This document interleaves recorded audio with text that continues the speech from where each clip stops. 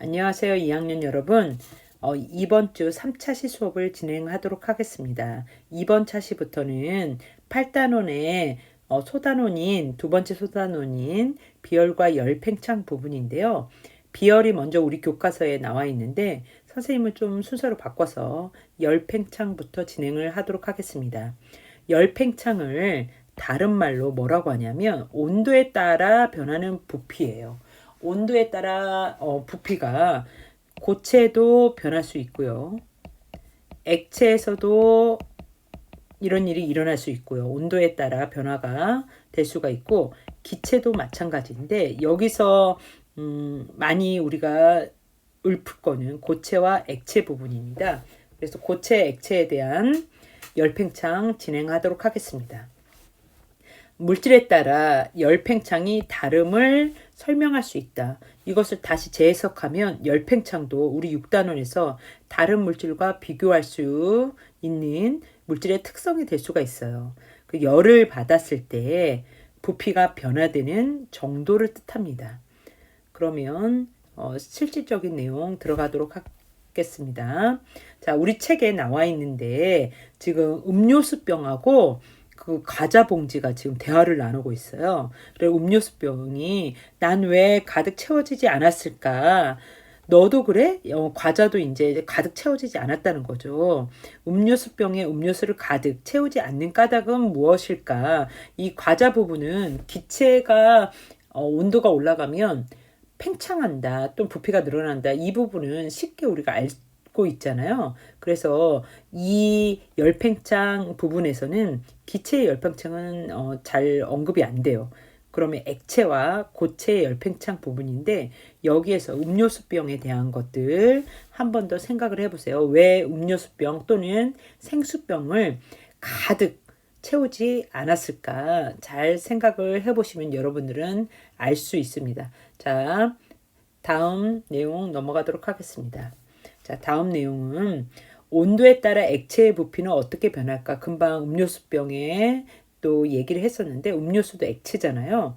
자, 이 부분 어떤 내용인지 한번 우리 교과서에 있는 그림을 가지고 설명을 해보겠습니다. 자, 교과서에 자, 에탄올과 지금 여기 에탄올과 물을 플라스크에 담고요. 그 다음에 여기 유리관을 꽂았어요. 그리고 이 수조에 지금 여기 수조에 뜨거운 물을 부어가지고 얘가 간접적으로 데워지게 하고 있죠. 중탕을 하고 있어요. 근데 처음에 여기에서 우리가 이제 실험을 이제 하는 동안에 나중에 결과 비교를 하고자 하는 것이잖아요. 그래서 에탄올과 물의 처음 높이가 지금 똑같아요. 처음 높이를 똑같이 한 다음에 뜨거운 물을 부어서 시간이 지난 후에 에탄올과 물의 높이가 어떻게 변화를 하는지 이제 보는 내용입니다. 자, 여기서 키포인트는 처음 높이는 똑같아야 됩니다. 자, 결과는 어느 일정한 시간 놔둬 보니까 자, 처음 높이가 에탄올 여기쯤이었고요. 물도 이제 처음 높이는 똑같았죠. 근데 일정 시간이 지났는데 어떤 일이 일어났냐면 에탄올은 요만큼 늘어났고요. 물은 요만큼 늘어났어요. 그러면 같은 액체인 에탄올과 물이지만 에탄올의 부피 팽창이 열을 가해줬을 때 에탄올의 부피 팽창이 물보다 더 큼을 알 수가 있어요. 그렇죠? 물질에 따라 이렇게 열 팽창하는 정도가 다릅니다. 또 여기서 이제 알 수 있는 게 받은 열의 양은 같지만 열 팽창 온도에 따라 부피가 변하는 정도가 이렇게 물질마다 다름을 알 수가 있습니다. 자, 그러면 이 내용에 대한 거 정리를 좀 해볼게요. 열을 받은 액체의 부피가 서로 다른 까닭은 열을 받은 액체의 부피가 지금 똑같은 열을 받았는데 나중 부피가 달랐어요. 그 이유는 뭐다? 물질마다 열 팽창 정도가 달라요.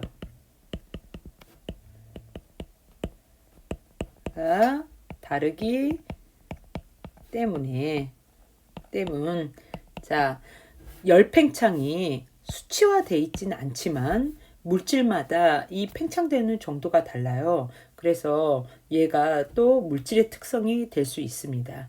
앞부분에서 미리 이제 선생님이 설명을 했습니다. 자, 물체의 온도가 높아질 때 부피가 팽창하는 현상, 이것을 무엇이라고 하느냐? 열팽창이라고 합니다. 열팽창의 정의를 한 번 더 짚고 넘어가는 부분입니다. 자, 액체의 열팽창 먼저 이론적으로 설명을 먼저 해보겠습니다. 액체의 온도가 높아지면 부피는 팽창합니다. 액체 온도가 높아지면, 자, 이론적으로 액체를 구성하는 입자의 운동이 활발해진다고 그랬어요. 온도가 높아지면 이 온도는 입자의 운동이 활발해진다. 그러면 입자의 운동이 활발해지면 어떻게? 얘가 이 입자 하나와 얘를 비교했을 때 이 하나가 차지하는 공간이 활발할 때 더 커야겠죠. 그래서 입자가 차지하는 부피가 커집니다. 부피가 커집니다. 그래서 전체적으로 이제 열이 팽창을 하였다 이렇게 말을 할 수가 있습니다. 지금 처음 높이 요만큼이었는데 나중 높이 이렇게 팽창을 한 내용이죠. 자, 그 다음에 고체의 열팽창은 우리가 생활 속에서도 많이 이용을 하고 있는데요. 자, 어떤 부분이냐면 여기 책에 나와 있는 그림인데 이게 기차 레일이에요.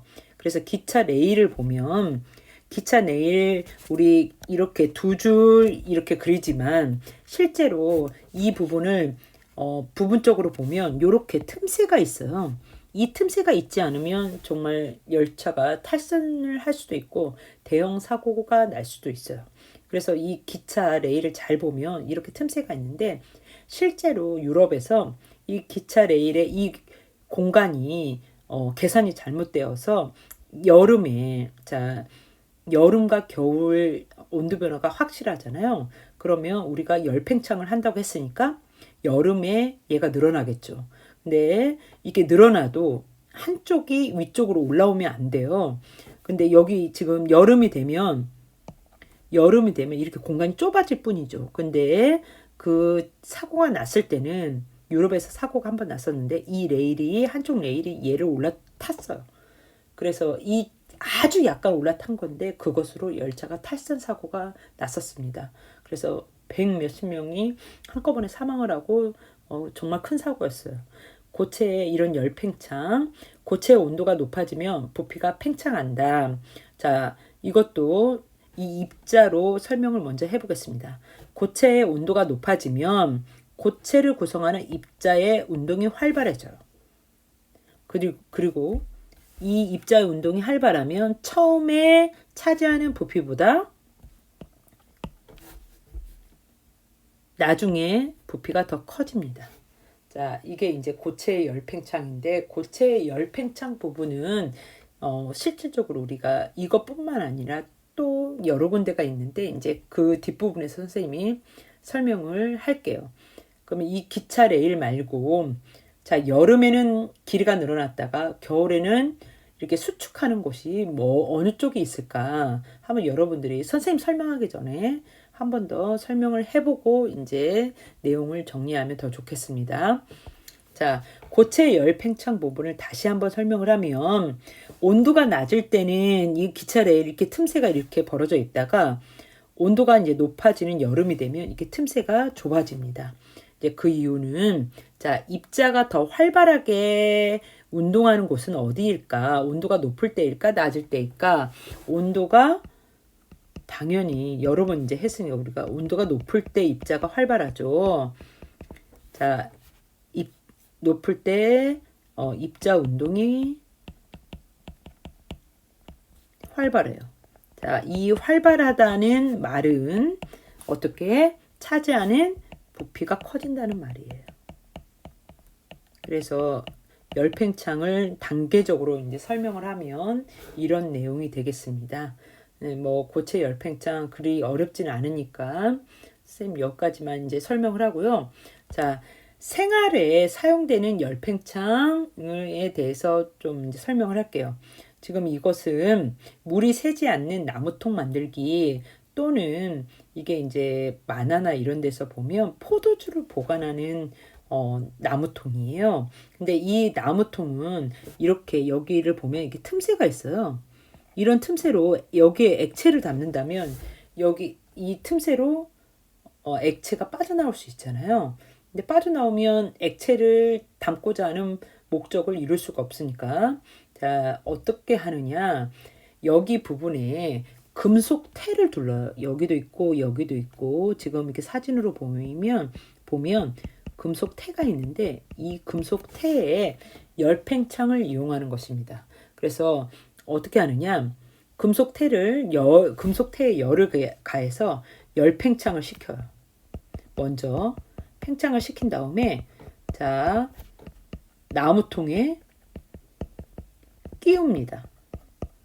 그러면 열팽창을 시켰기 때문에 이제 금속에 열을 가해줬기 때문에 이제 늘어나는 건데 나무통에 끼우고 나서 이제 서서히 놔두면 주변 온도와 이제 같아지겠죠. 그건 이제 전 시간에 배웠던 열평형인데 어쨌든 온도가 내려감으로 해서 금속태가 이제 열 팽창에 이제 열 수축을 하겠죠. 그래서 이 나무 통을 조이게 됩니다. 조이면서 이제 액체가 못 빠져나가게 만들어주죠.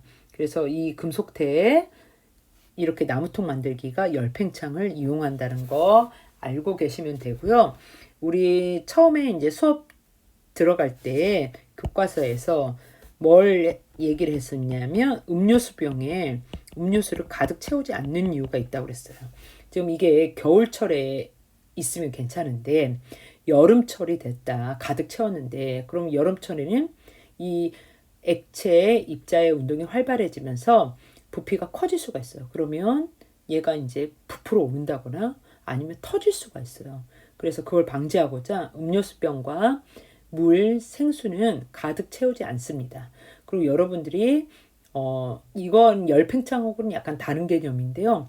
물의 특성이 얼면 빈 공간이 생기면서 부피가 약간 또 커지잖아요.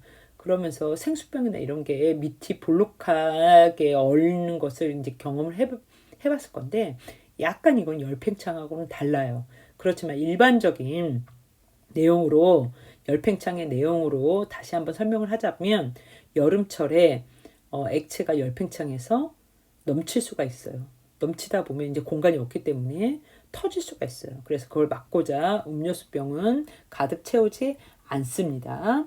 그 다음에 우리 여기 이제 다리에 교각에 이음새 부분들이 있어요. 이 부분도 이제 열팽창을 이용한 건데 뭐 이음새 부분 선생님이 이제 그림으로 그리자면 이런 식으로 다리에도 이렇게 돼 있는 부분이 있어요. 그래서 다리를 건널 때 이쪽에 이제 자동차가 그 위로 건너면 이렇게 건너는 느낌이 있어요. 이 부분이 여름철에 그 기차 레일과 똑같이 여름철에는 벌어지고 겨울철에는 이게 좁아지고 하면서 고체 열팽창을 이용한 다리의 임새 부분입니다.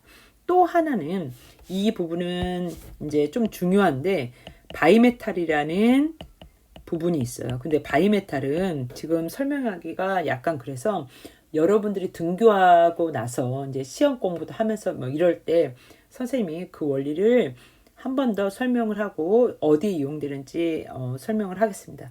근데 바이메탈은 금속 두 개를 열팽창이 다른 금속 두 개를 이제 같이 붙여서 만들어요. 어떤 식으로 만드냐면 이렇게 만들고 이쪽이 제일 많이 쓰는 게 뭐 한쪽이 구리, 이쪽이 납 이렇게 그래서 여기에 열을 가해주면 얘네들이 늘어나는 정도가 달라요. 대부분 납이 더 많이 늘어납니다. 납이 더 많이 늘어나면 이렇게 꺾일 거예요. 그래서 꺾이면서 이제 일어나는 현상들이 있어요. 어디에 쓰이냐면 전기주전자, 전기다리미 등에 쓰입니다. 이 부분에 대한 설명은 선생님이 전기주전자나 이런 것들을 보면서 설명을 하면 좀 더 이해가 빠르기 때문에 우리 이제 2학년 대면 수업 다시 할 때 선생님이 설명을 다시 하도록 하겠습니다. 열팽창 부분은 여기까지 진행을 할 거고요. 다음 시간에는 물질의 비열, 물질의 비열도 물질의 특성이 될 수가 있어요. 6단원에서 배우지는 않았지만 자, 비열에 대한 부분을 이제 진행을 할 예정입니다. 그래서 다음 주 1차 시는 비열을 진행할 거고요. 2차, 3차 이제 중간에 지금 수요일 날이 4교시만 수업을 하고 목요일 날은 재량 휴업일로 수능 감독 선생님들 수능 감독 때문에 재량 휴업일이에요. 그래서 수업이 없고요. 금요일 날도 4교시만 진행이 지금 예정되어 있어요. 그래서 선생님 그 8단원에 대한 형성평가를 설명으로 올릴 건데 지금 기말고사 코앞 직전이잖아요. 이번 원래 이제 잘 듣고 있겠지만 수업을 좀 성실하게 들어야 시험을 보는데 좀 이로울 수가 있습니다. 선생님 입에서 힌트가 다 나가겠죠? 수업 성실하게 듣길 바라며 우리 이번 주 수업은 여기까지 해서 마치도록 하겠습니다. 그리고 밑에 확인 문제가 있으니 세 문제 정도밖에, 세네 문제밖에 안 돼요. 꼭 풀어서 제출해 주시기 바랍니다. 자, 수고하셨습니다.